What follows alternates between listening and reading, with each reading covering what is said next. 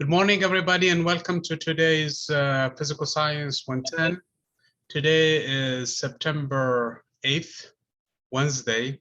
Typically, we meet on Monday, but because of the special circumstances for this week where we had that break because of the holiday, we're meeting today because we have important stuff to talk about. We have actually very, very important things to talk about.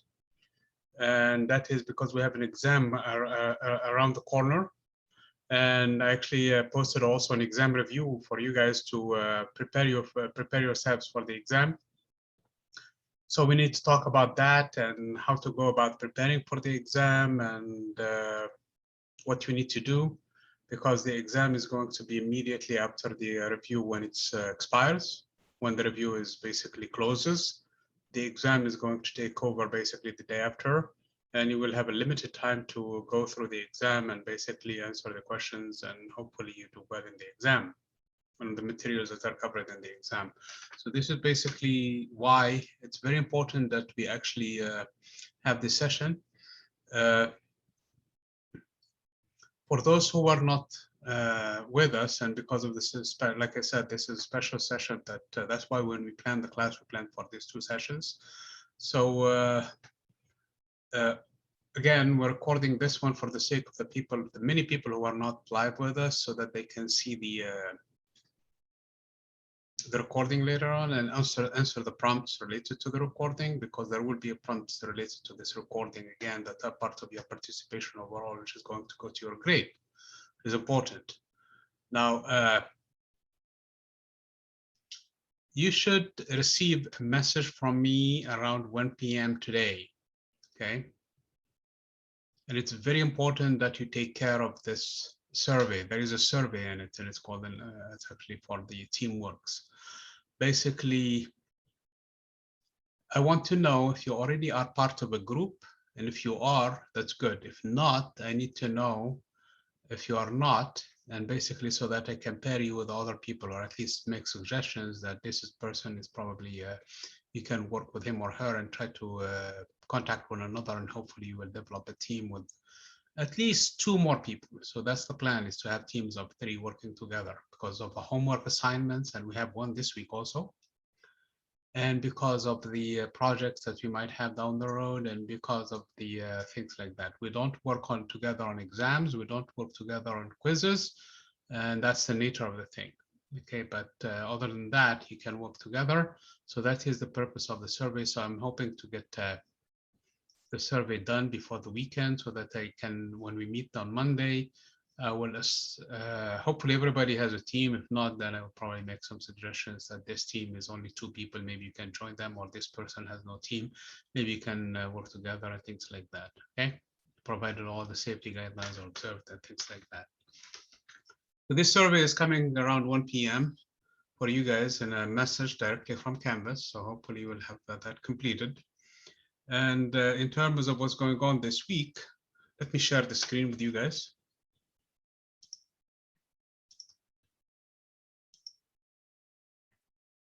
And chat also, just in case somebody makes a note in it. Let me clear this thing in here. Yes, no. Okay, so this is basically what we have covered this week. Again, you have seen this time and again now, where you will see the review for the week before. So please go through those videos. Hopefully they will be helpful. Make sure you cover the materials covered on all of the, you read all of the previous chapter. And here are the notes for you so that you read them. The concepts, again, if you click on them, those are the concepts that should have been covered in here, okay? That's to do with the conservation of energy and the work energy theorem and the momentum and everything that is, and the impulse momentum theorem, if you want to call it that way. So those are the concepts that we have covered last week.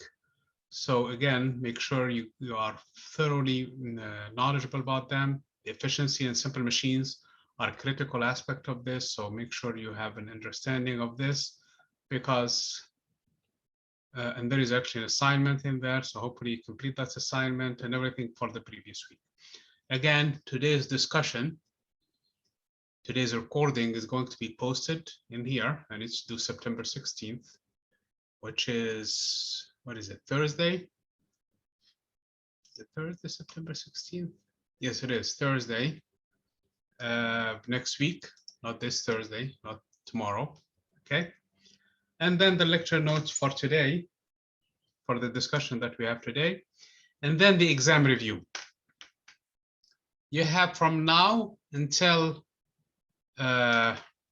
September 15th, which is this coming Wednesday, basically a whole week, okay, to go through this review.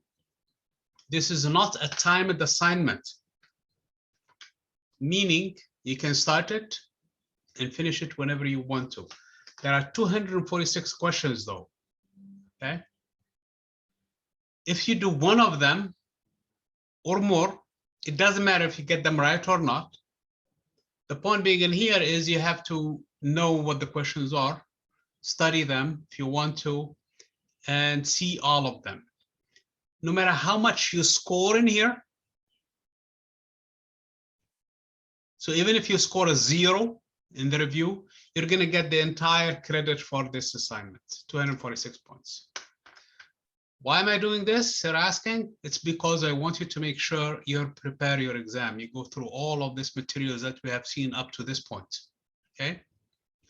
It's a lot, I know, but that's the purpose of it. You have a whole week, basically. Hopefully, spend as much time in the weekend as you want or as you can, so that you go through the review. And basically, it takes about 2 to 4 hours, depending on how fast you want to go.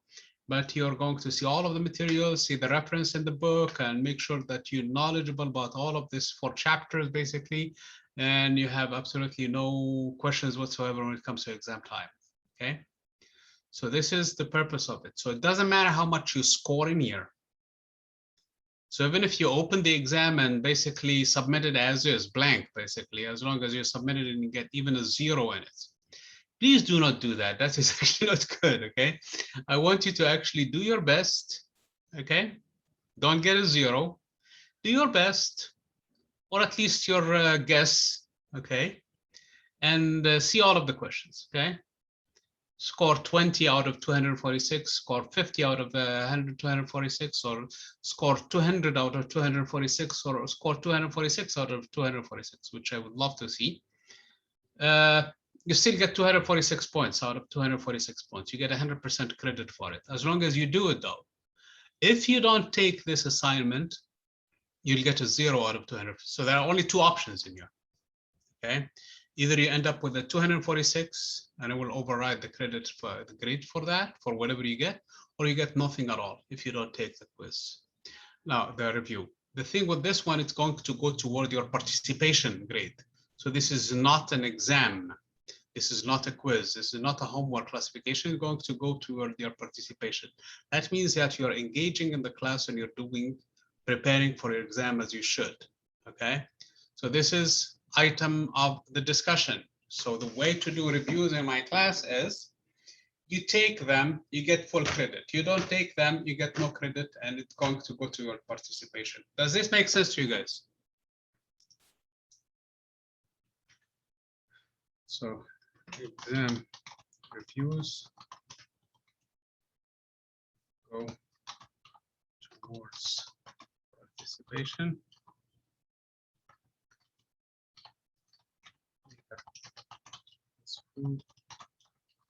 Credit or no credit. So the only way to get no credit for this assignment is not to take it.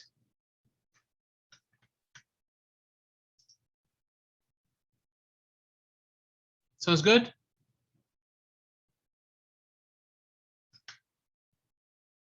Okay, very good. Thank you, Alexis. How about the others? Make sense? Yes. Okay, very good. So I assume everybody is on board. And this is basically the item of the discussion today, okay? This is what you're supposed to do today. So do the review. It doesn't matter what you score in it, you're going to get full credit. You're going to get all of the points in it. It's going to go toward your participation. Don't take the review which is your prerogative, then of course you're not going to get any credit. You get 0 out of 246, which is probably, I hope that that's not what you do. Okay. The purpose again is to get you ready for the exam, to get you, because the exam is coming soon. It's coming actually next week. On the 16th, the exam is going to open for you guys. It's going to be a week 5, exam 1. Okay. So at that time, you have no helpers. Basically, you're on your own. So and it's timed.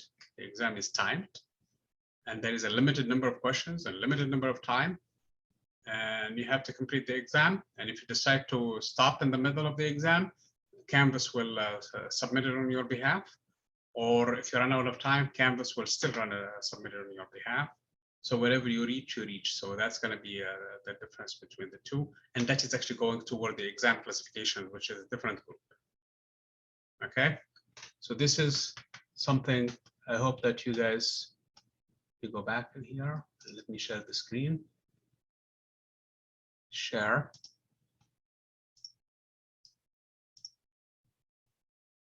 In addition to that,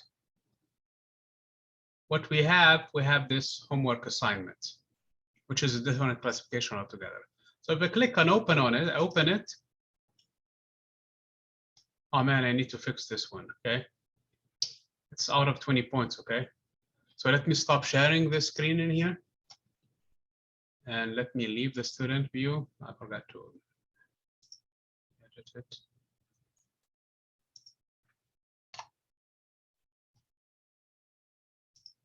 So the date is the same, everything is the same. The only thing in here is, let me share now this, let me, before I do that, let me student view again. And let me share the screen in here. So this is a homework assignment.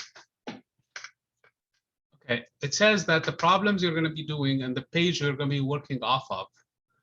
Does everybody, at least from the group who are here, do you guys have the book or not yet? Yeah, I have it. I have the ebook. The ebook. Okay. The others, if does anyone does not have the book now? Okay, if you don't have it, well, in this case, what I'm going to do in here is, and remind me again, okay, for the one who answered that does not have the book, remind me again, either by today or tomorrow, I will post a picture of these problems, okay, because there are quite a few of them, okay?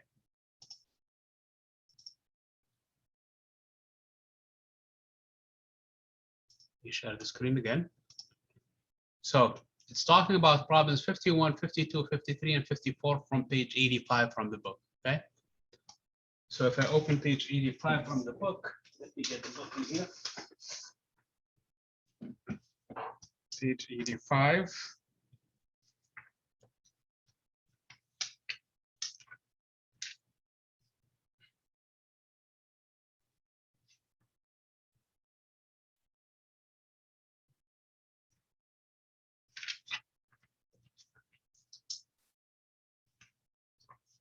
Where is page 85?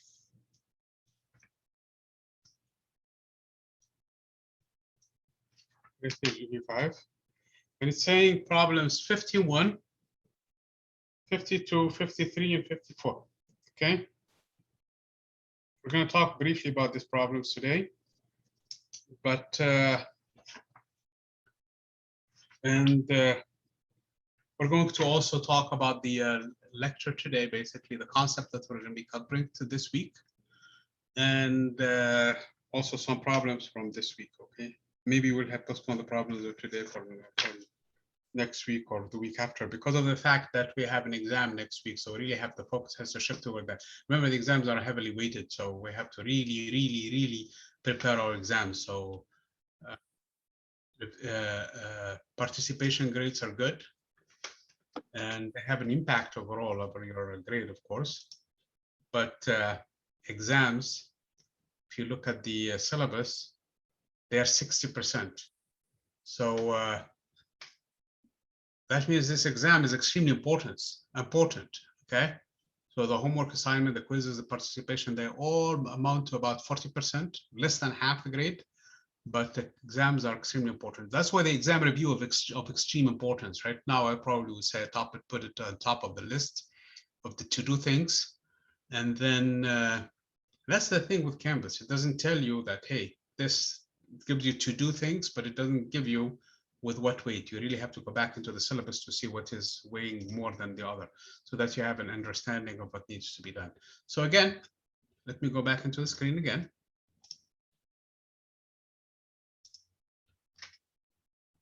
So this is the assignment for this week, which is this 4 problems. Now, how am I going to do that? If I start taking it right now, let's say I'm a student, of course, I'm looking at this one as a student, okay? So if I start taking it right now, I have a text entry. I can come in here and enter text. When I do that, I refer to here problem 51 and start answering, okay? Then I refer to problem 52 and then start answering. So I have to put in here, fill in the blank, okay? It has to meet this condition. You must show your work in detail. If you're gonna write symbols in here, try to write them to the best of your abilities. As a matter of fact, if you are proficient with this tool, there is something called equations in here. You can clearly see. I can enter an equation in here in simple math. For example, I want to enter a fraction, 2/5, for example, and I want to say this is equal to 0.4, okay, or 40%. So if I enter it, this is how it writes it for me. Okay, I can do these things. Okay, I can do symbolic if you want to. So I can do again. So again, I'm not teaching you this, I'm just showing you that there is this option for you if you want to do it. For example, the acceleration equals to, and I want to do mass force over, so I'm going to hit the symbol in here, and it's force over mass, for example, and hit this one in there, and write it as simple, the acceleration equals to F/m. So I can do that. So if I really want to, I can come in here to this 3 lines in here and this square root and insert an equation. I can insert an image, okay? If you decide, thank you, Sabine. Oh, Stephanie is the one who sent it. Thank you very much for sharing that info, okay? Anyway.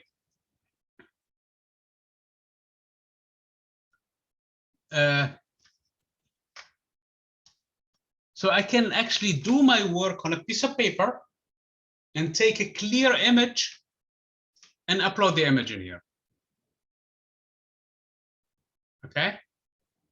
So that is basically what I can actually upload a document, a Word document. So those are some of the options I have. As a matter of fact, I can file upload. I can go in here and upload the file directly from my computer. A Word document would work fine. Plain text would work fine. A PDF file would work fine, or an image. I can always do them from here. Okay.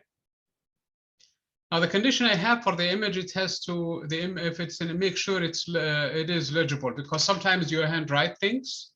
You take a picture and then write when the paper folds or it becomes on the other side, or the image is not clear, so I cannot read it. If you cannot read it yourself, I cannot read it as well. So make sure that the image is clear, okay?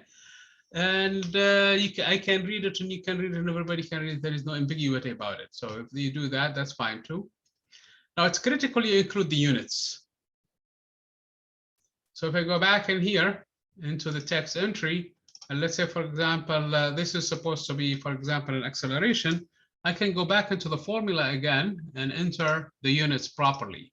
I know the units of the acceleration is meter divided by second squared. So it's actually a fraction of meter divided by second squared. So I put a second, and in here I should see this unit, this symbol in here, and that is square. I can do, you don't have to do this.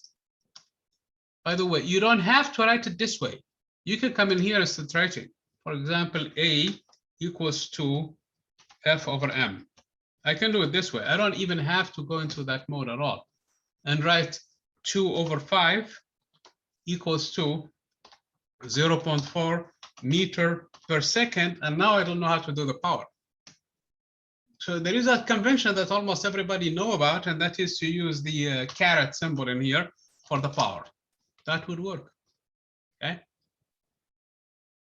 That is also acceptable too, as long as it meets also this condition.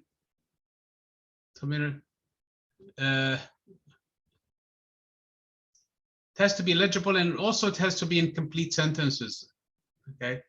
Make sure you're talking about the acceleration is, don't try to the way I wrote it. The acceleration is by Newton's second law.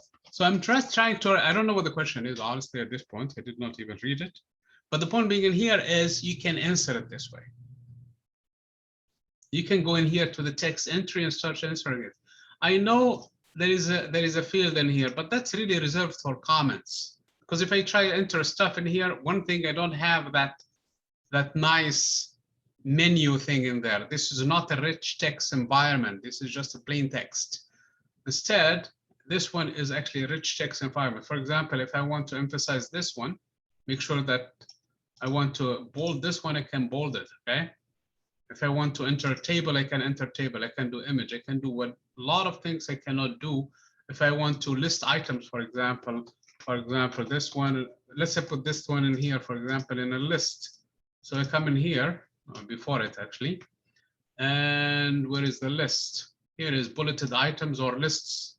So I can put this one, item 1, and this one, if I don't know if it's going to carry from before or not. So again, I go to the ellipses, and you might not have this ellipses. You might have it directly the way it's supposed to be. Namely, this one could be extended because my view right now is limited, and that's because I am having the screen is a little bit bigger. That's why you see there's 3 dots in here, which is part of the menu. All of this is part of the menu. This is if you want to upload a video or something. This is if you want to do the underscore, the upper score quickly during a text. And this is color, changing the color. For example, you would want to write this one in red. Although I don't really recommend colors, but you could do it if you want to. This is again, what is this one? This is to highlight things.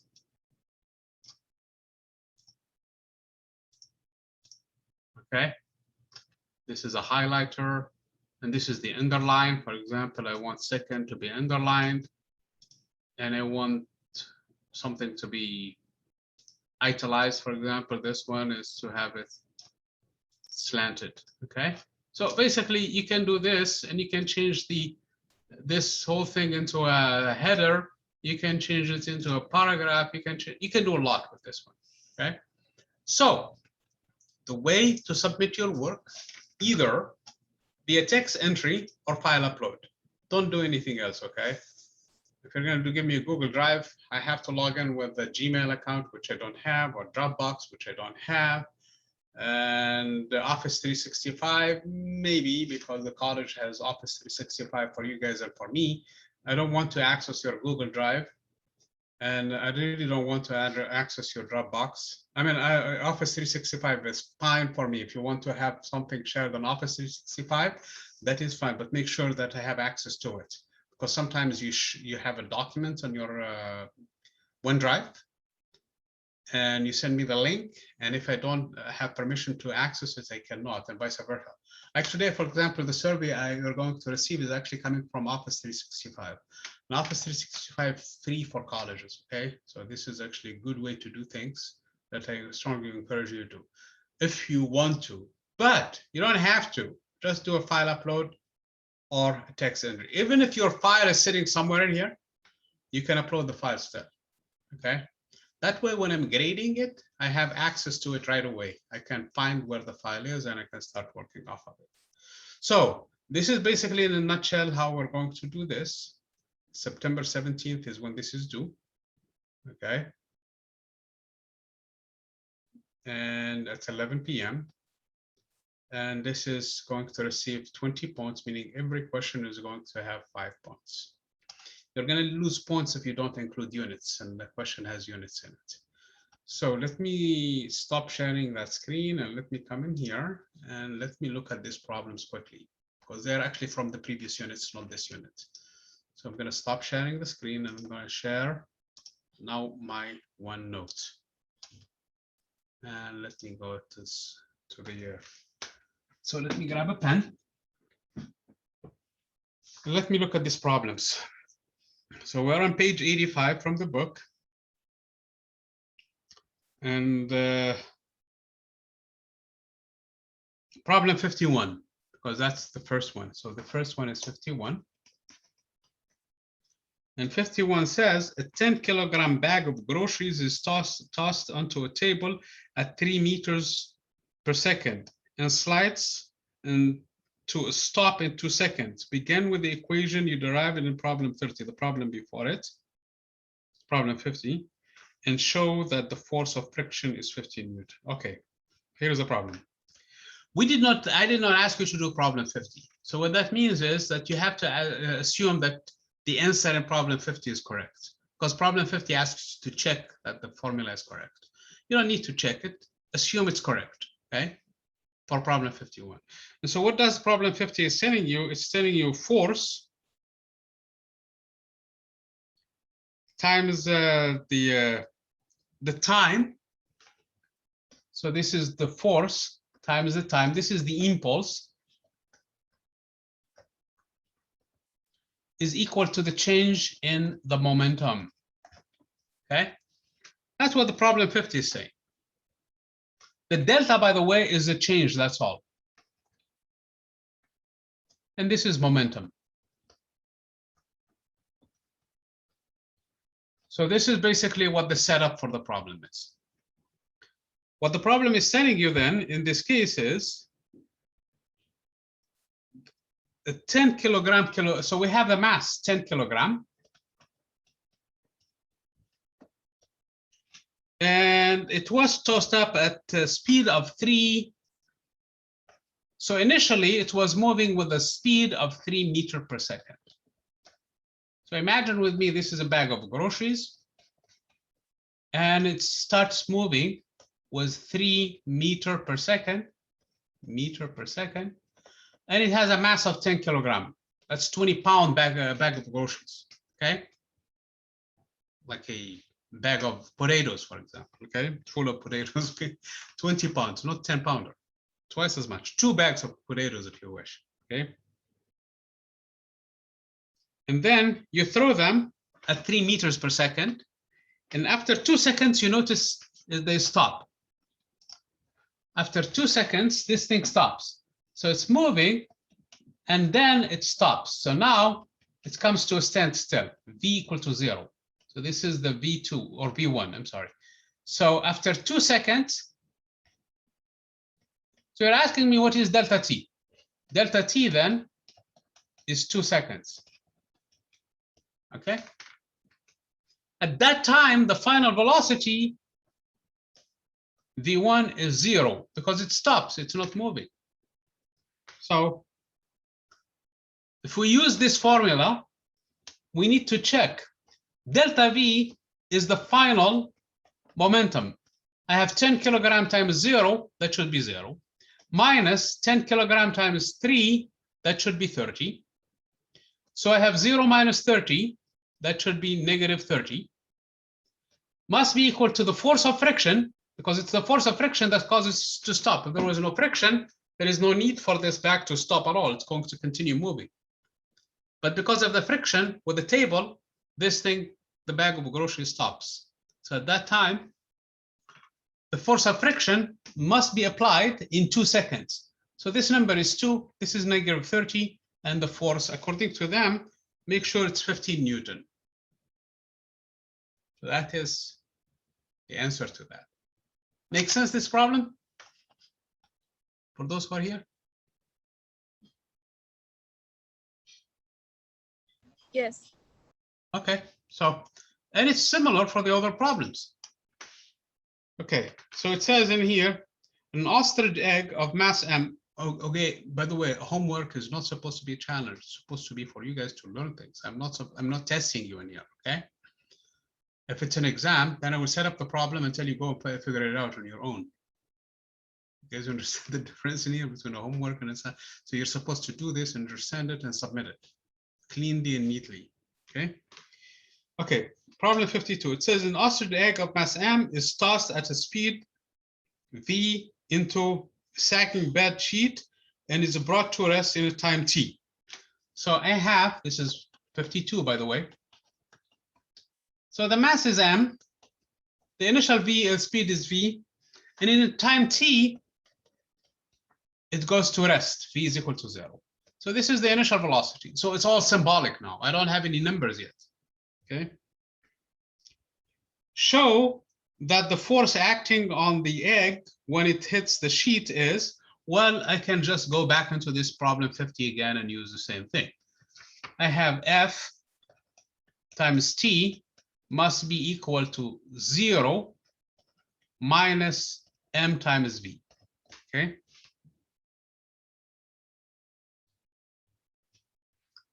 Okay, so if I do the math in here, this force must be a negative force. Why it's a negative force? Because it's slowing it down. So it was moving this way with a velocity v, and after it comes to rest, its velocity is 0. So the force must be opposite to this direction. So if this is positive, the force is actually negative. It's in the opposite direction. So hence I put the F in there. So if I sub everything, I will find to show that this force is equal to mv over t. So it's simple stuff, okay? This is part A though. Part B, this does not have units, it's symbolic. The first one has units, so you make sure that everything, the final answer for the force has proper units, okay? Otherwise you lose points. This one does not have units, so I don't have to worry about that. So part B, it says, show that if the mass is 1 kilogram, its initial speed is 2 meters per second, and the time it stops is 1 second, and the force is 2 Newton. So in this case, basically they gave us, okay, you say, you know what? We know mass is actually 1 kilogram. We know the speed, the initial speed with which starts. This one was actually 2 meters per second. And the time it took for it to come to a stop is 1 second. Okay. So we need to plug in the numbers and find what the force is. Now we have to be careful. We need units. We cannot work with this problem without units. Okay. Problem 53.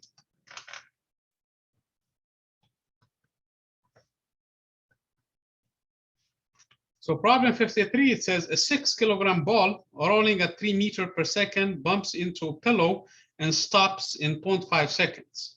Show that the force exerted by the pillow is 36 newtons. Again, here is the story. So you have a ball of mass m equals to 6 kilogram. So this is the mass of the ball, okay? And it has a velocity v of 3 meters per second and bumps into a pillow and stops. So basically it hits a pillow and comes to a stop. So I have a pillow in here and the ball comes in here. It was moving with this speed and then stops completely. The time for it to stop is 0.5 seconds, half a second. So t is 0.5 seconds. Question is, what is the force? Obviously, if I go back into this formula again, that I need to apply from problem 50 again, which is F times delta T is equal to the change in momentum. The final momentum when it stops is 0, so the velocity is 0. So when it hits the pillow and it comes to a stop, the velocity is 0. So mass times velocity, so after 0.5 seconds, V becomes 0 again. So mass, which is 6 kilogram times 0, that's 0 minus 6 times 3, that's 18. I have a negative 18 in here. And the force, again, has to be negative, has to be opposite to the direction of motion. So this force better be negative times delta T, and delta T is 0.5. If I plug in the numbers, I should find it correctly, okay? Is that already so far so good?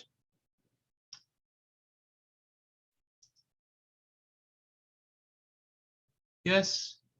No? You can type in the chat if you like. I have it open. Professor, can you explain using the formula again, please? For this problem or which one? For 53. 53, okay, here is the deal.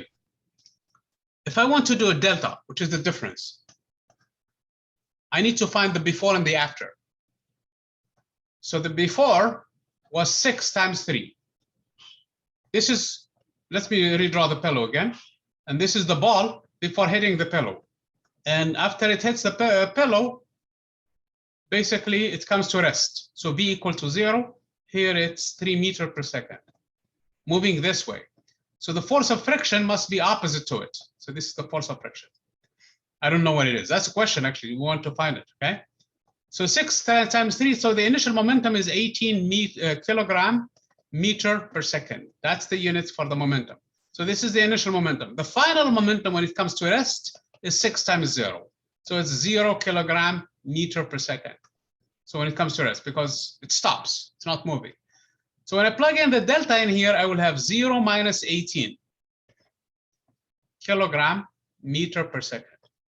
This is where the difference is. On the other side, the force is negative, so I'm going to put it negative F times the time when this comes to rest, which is half a second, 0.5. This two must be the same according to this formula. Obviously, I don't know what F is, but I know this number better be negative 18. So negative 18 must be equal to negative F divided by 2, or negative 0.5 F. And then at the end, I will find what the force is. Make sense now? Yes, thank you. Okay, no problem.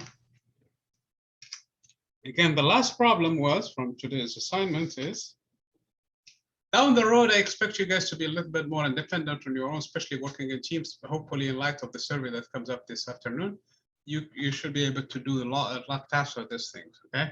So 54.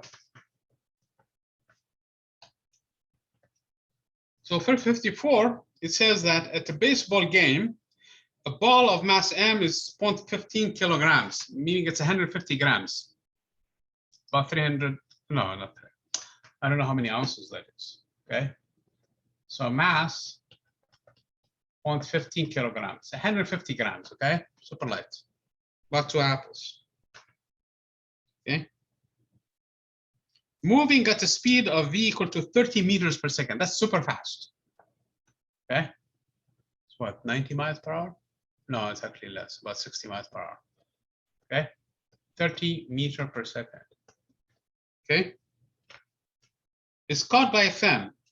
Show that the impulse supplied to bring the ball to rest is this much, 4.5 newton second. Okay, what is the impulse? According to that theorem, the impulse is F times delta T, the force times this one. And it's from that one, it's actually the change in momentum. I don't have this number, so I'm going to say the impulse is equal to the change in momentum.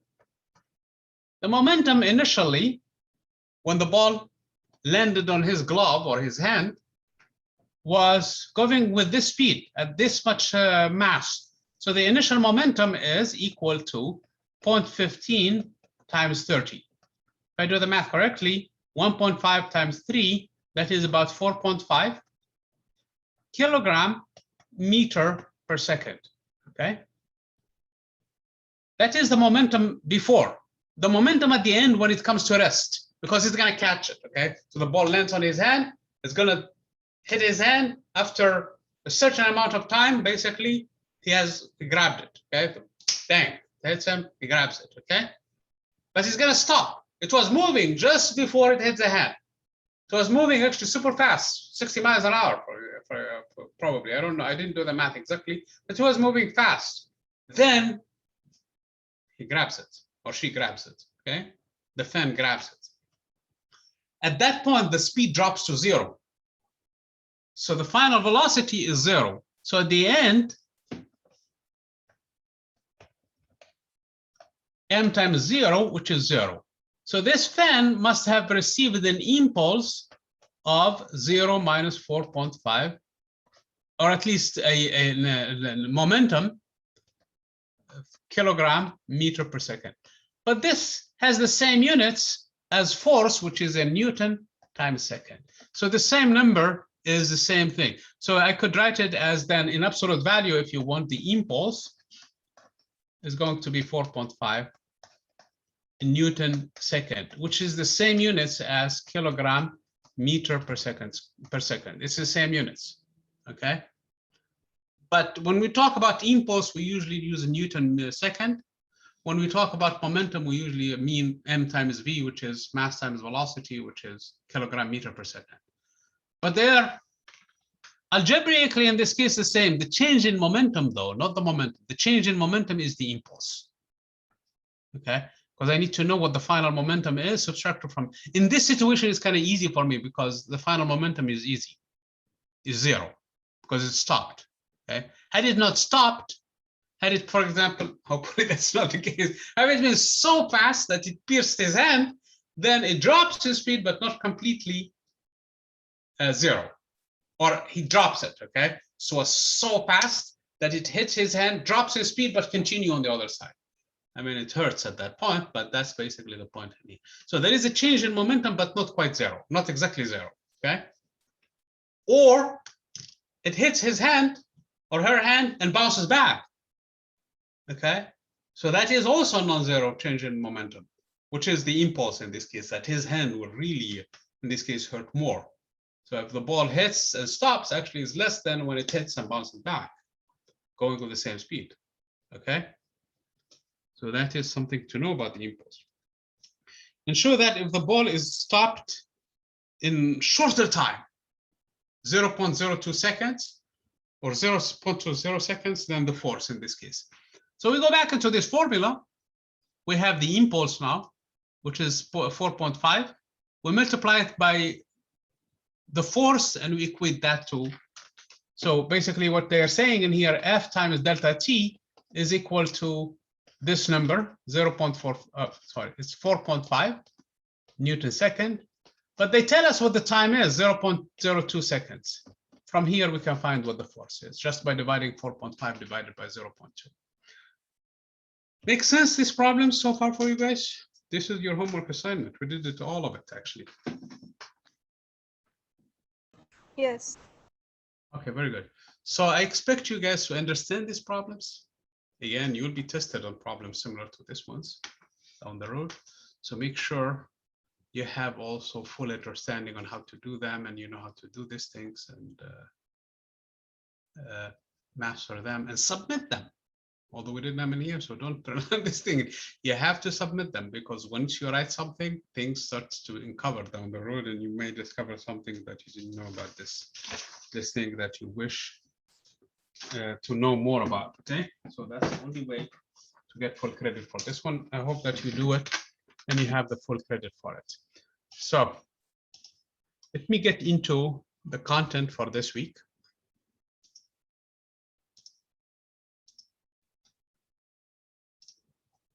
Okay. Are you guys looking at the unit chapter 4? Yes. Okay, very good. Thank you. Okay, so basically, what we'll be discovering in here is the universal law of gravity. I know some of you are sitting in my astronomy class, and you heard this week about the big deal, Kepler's laws, and what happened to Mr. Newton and how he discovered the universal law of gravity. The universal law of gravity is basically this expression.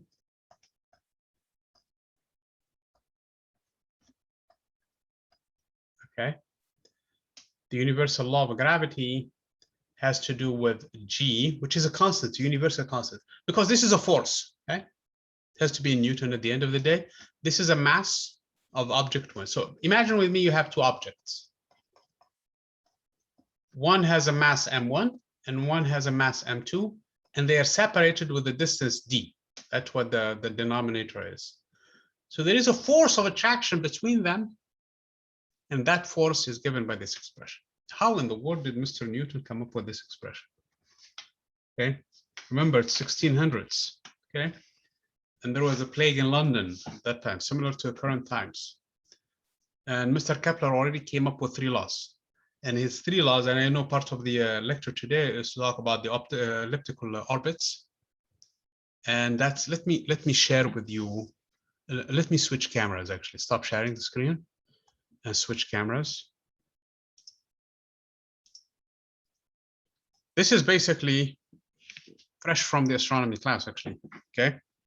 So you guys are having it, and I know some of you are sitting in the other class, so they saw this one already. Anyway, this is actually part of today's lecture also for this class too, so it's not...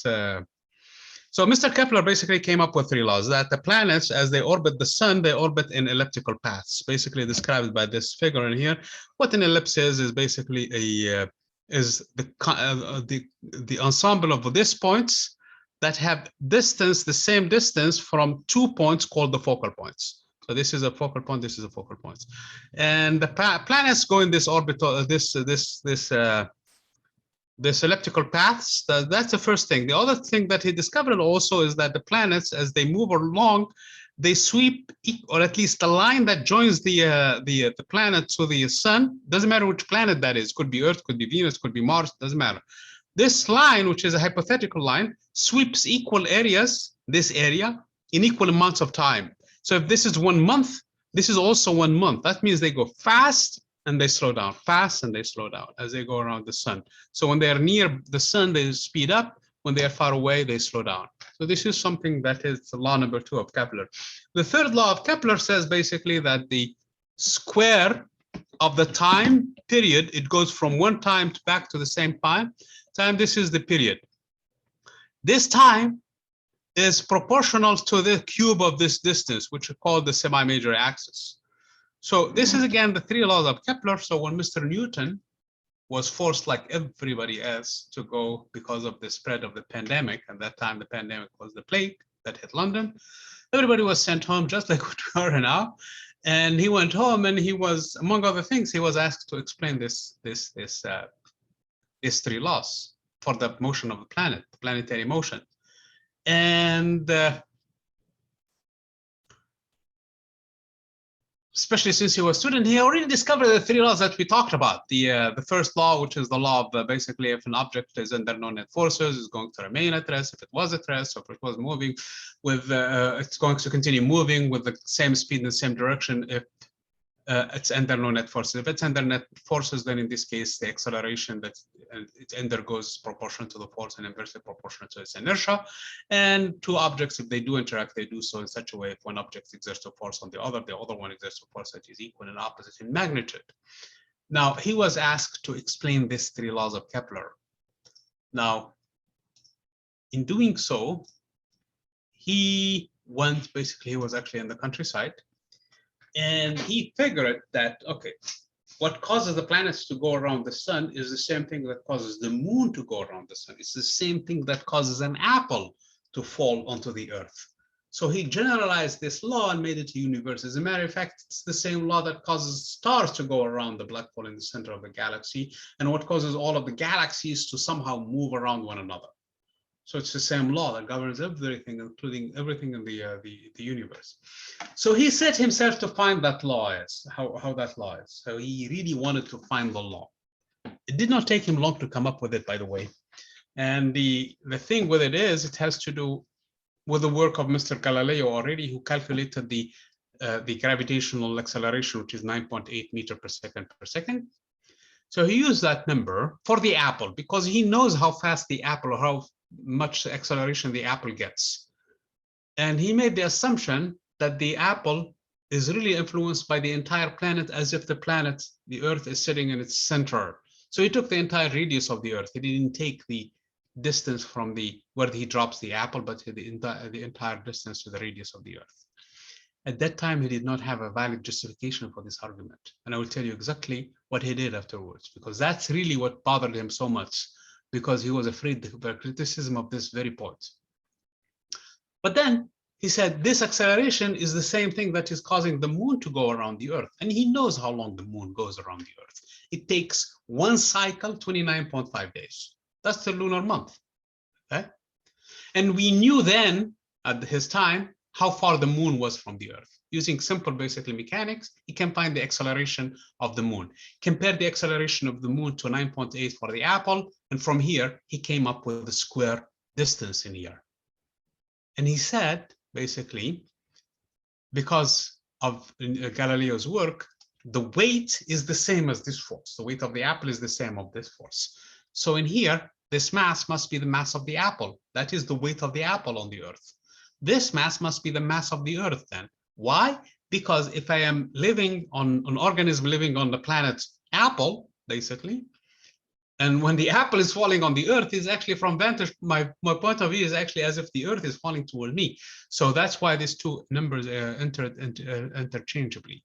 And he threw in a number in here, G, to make you units match, because this does not match kilogram meter per second squared. This is actually kilogram squared by distance squared. So he needed to fix the units. And he also needed to find the value of G of 9.8 for the earth. So that's really the whole thing of how he came up with this expression. It did not take him too long. What bothered him and took him about 40 years to publish his work is actually that point I mentioned initially. When you talk about the Earth to the moon, it doesn't matter, because the Earth radius is about 6,400 kilometers, whereas the distance to the moon is 384,000 kilometers. So the distance to the moon, it doesn't matter if you take it from the surface of the Earth or right in the center of the Earth. It's the same thing. What is 6,400 kilometers versus 384,000? It's a lot. Okay, so that's why you just basically don't matter. But for the apple, it matters a lot, because if you drop the apple for 1 meter, it's a big difference, 1 meter than 3,600. And he took the 3,600, didn't take the 3,400, 6,400. He didn't take the 1 meter.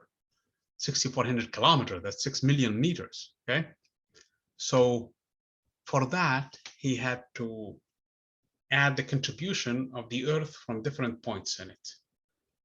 And since that requires a new branch of mathematics that was not invented then, he had to invent it. That's calculus. So he had to come up with a brand new mathematics to justify his work and publish his work. So that is how he came up with this law. That is how he came up with this law of the inverse distance squared. So this is basically this G number, which was calculated immaculately. I wrote with the wrong pen. This G number is a constant now, 6.67 times 10 to the negative 11. I have to talk about the units. This is in Newton. This is in kilogram, and that is in kilogram. So it's a kilogram squared divided by the distance squared, which is meter squared. Obviously, you can take the meter upstairs, going to Newton meter squared over kilogram squared. But that's a constant used there to fix the units, so that the force has the proper units, and also the has a proper number when it comes to the apple on the Earth for everyday experience. Okay, so that's what this number came from. It's a very tiny number, but that's exactly what it is. You cannot change it. Okay, so this is basically how he came up with this law. And it's amazingly how this one was accurate, this law, combined with MA, M for the planets, okay, it doesn't matter which planet you take, times the acceleration of that planet, you're gonna find the solutions for it. Now, I'm writing it very, very simplistic. This is not exactly how it should be. Because if I really want to solve this problem, this is the sun, this is the planet moving around the sun. It's attracted toward this one with this vector force. Actually, this is where the force is. The sun also is actually pulled toward the planet. For some reason, I drew the planet bigger than the sun, which is wrong. But the point being in here is there is an attraction force in here, and the planet is moving in this orbit. So this is where the acceleration is. Actually, it's called acceleration is a combination of these 2 points. So this is actually a vector.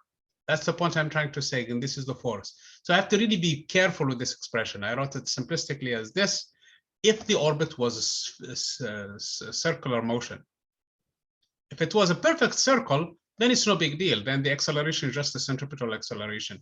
But in this case, it's the centripetal acceleration plus linear acceleration along the path, because it's an elliptical path. So the math is a little bit more complicated, okay?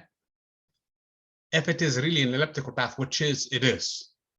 But if it's a circular path, the algebra is very simple, okay? But the point being in here is, it's his work that really can explain Kepler's work. This theory that can explain Kepler's work. So again, the inverse square law is very critical in here. As this distance doubles, the force drops by a factor of 4. Because when you double a number, you're gonna divide by the square of 2. And the square of 2 is 4. If you triple the number, you're going to divide by the square of 3, which is 9. So this is an important property of this law. And it's similar to another law that we have daily experience with, and that is the law for light, for example. Let me explain. This light bulb in here, I'm very close from it, and it's shining bright. If I come closer to it, it's going to shine even brighter by factor square, because light, or whatever that is spreading throughout an entire sphere, and that sphere starts to grow as you move away from it. And because the power emanates from a point and starts to go through the sphere, it has to spread evenly throughout the sphere, and the area of the sphere is proportional to the square of the distance, square of a radius. It's actually 4 pi times the square of the radius. So how far you are from it. That's why if you move away from a light bulb, at some point it's going to completely not lit at all. You don't see it if you're too far from it. Same thing with your signal for the phone. If you are close from the tower, you will have so many bars. As you move away from it, the intensity drops with a square distance, and the bars start to drop and show less and less till you are far away and you don't have any signal anymore. That's the same thing, because the intensity of the signal from the tower is spreading throughout the entire sphere, and as you move away from it, that sphere spreads further and further, and the signal is spread throughout the entire sphere, and the sphere area is 4 pi times the radius square. So as you move away from it, you're getting only smaller and smaller fractions from the signal because of that. But when you get closer and closer, you get more and more of the area, because again, the radius is less, so you're very close from the signal. So this is an important property of this law, and it's true for light, and it's true for this, and true for sound too, and true for a lot of phenomena that involve. And it's actually a consequence of living in three-dimensional universe. That is actually the reason why it is, okay? So, concept of weight and weightlessness. This is again as a direct consequence of this laws in here. And we talked about this one in the past, for example, using the elevator example. And the concept of universality of this law is basically evident. He did not think that it was true only for the apple and the moon. He took them basically to justify this law, and then he generalized it for the planets, and it worked beautifully. And as a matter of fact, it works everywhere. Okay. And projectile motion is an example of a law that is governed with this motion in here. For the projectile motion, you throw a projectile in here. It has two components to the velocity, an x component and a y component, okay? So it's really acting only the force of gravity. So it's going to go, come down, and stop. This component is the same everywhere. This one starts to shrink until it becomes 0, and then reverses direction, and then reverses more direction until it's the same thing when it hits the ground, okay? Which brings me to an important point in here. When you're doing calculations, and there is a homework assignment that you're going to have from this one in here also, you have to be careful. If you are given the x component and the y component, the formula that says for the intensity of, or the magnitude of the velocity is the square of the x component plus the square of the y component. That's basically the formula here. So in other words, you really have to know how to use the square root on the calculator. So you square the x component. This is called the x component, by the way. This is called the y component of the velocity. And you square both of them and you add them together and you take their square root. For example, if at some point the velocity in the x-axis is 10 meters per second, so that is Vx. If Vy, so this is Vx, is the same thing as 10 meters per second. If I square and this number is going to be 100 and this number is going to be 100, and the velocity is going to be square root of 200, because 100 squared plus 100 squared is 200, and that is going to be 14, roughly 14 meters per second. So just the fact that I have an x component which is 10 and a y component that is 10 does not mean that the velocity is 20. It's actually 14 because of this way. Okay, that is one thing. The other thing also that you need to know about the projectile motion, it's two motions in the same time. A motion with a velocity does not change, called uniform motion in the x-axis, and a motion that is decelerated and then accelerated in the y-axis because of the force of gravity. So in here, there is a force of gravity that is always pulling down, and this is the g. This is the number that I was talking about, which I use 10 in this case, but It's 9.8 actually, more accurately. And some problems will tell you specifically to use 9.8. Okay. So this is in a nutshell what the projectile. Projectile motion is characterized by the angle with which you throw, and also by the range. You get the maximum range when the angle is 45 degrees under no air resistance. Okay. And you will have the same range for complementary angles. Basically, if I throw at 30 degrees a projectile, or 60 degrees a projectile, if I add the 30 plus 60, that's 90. Okay, so those are complementary angles. So this will fall in here, this will fall rise and fall in here, same point. So they have the same range. Range is how far the projectile will go in the x direction. Okay, so these are some of the properties of the projectile motion, and that we'll talk about. Okay, the 45 degrees is the exception. 45 degrees is its own complementary. So you add 45 plus 45, you get 90, and that is where you have the maximum range. So anything other than 45 degrees will land before. So if this is the angles, this is 45 degrees. So everything else will land before, land here or here or here. As a matter of fact, if you throw it at 0 degrees or 90 degrees, I'm sorry. If you throw it at 90 degrees, it's going to go up. Where is it going to land?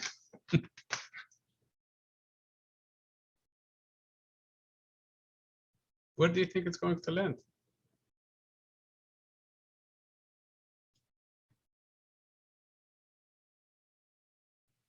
Can I throw it up, straight up? No air resistance, no wind, no nothing.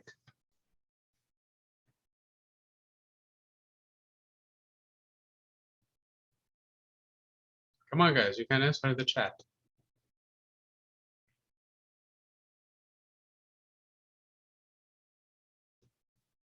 Come on, everybody. Are you here?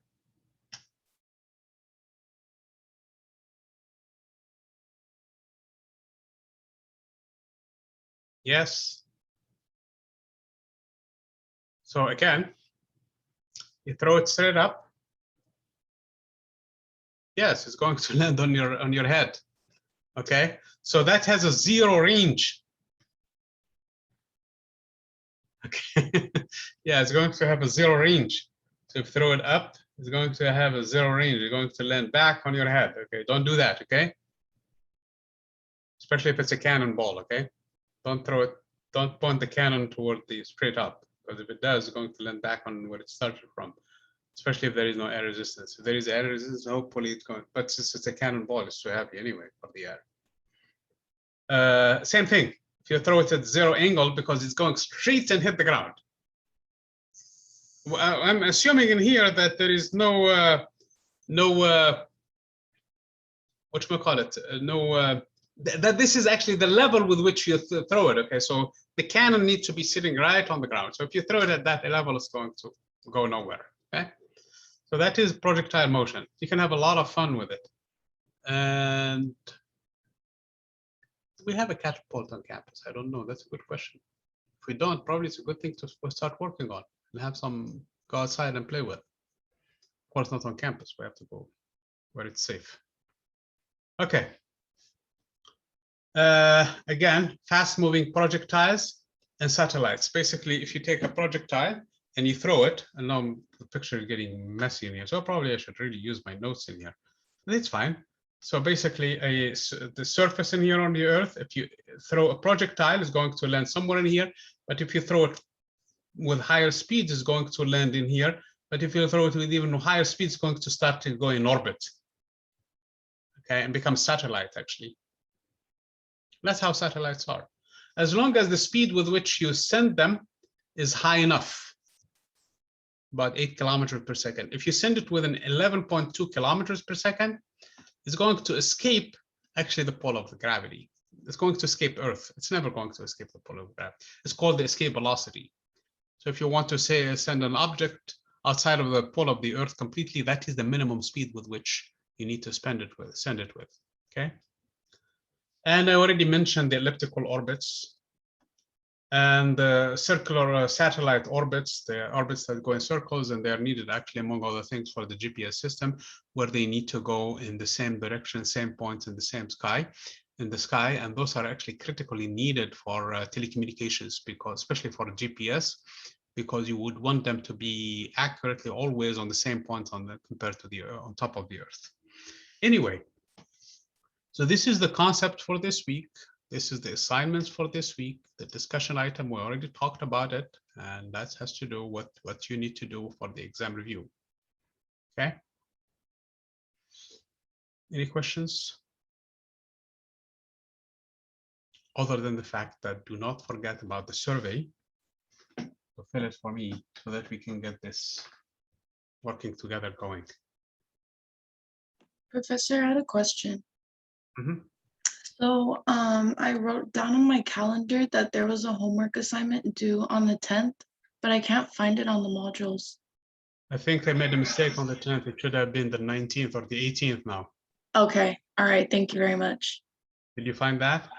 Yeah, I found some for later dates, but I couldn't find the 10th, Yeah, and I there just was- wanted to make sure. So one of you guys pointed to the discrepancy, and I'm sorry about that. And so I replied to him or her, I don't remember now, and I fixed the date on it. So okay, and I could not put it to the 10th because there is a conflict. It should have really be this weekend, but I put it close to the second date that was announced there, because some of you probably relied on that. Okay. Okay, so I'm gonna stop the recording, and I'm gonna see you guys Monday, regular time. Good. Professor, I have a question about the discussion item. It's just about the exam review. Yes. Okay. Thank you. Okay. No problem. Okay, I'll see you guys Monday. Okay. There was a question, right? Thank you.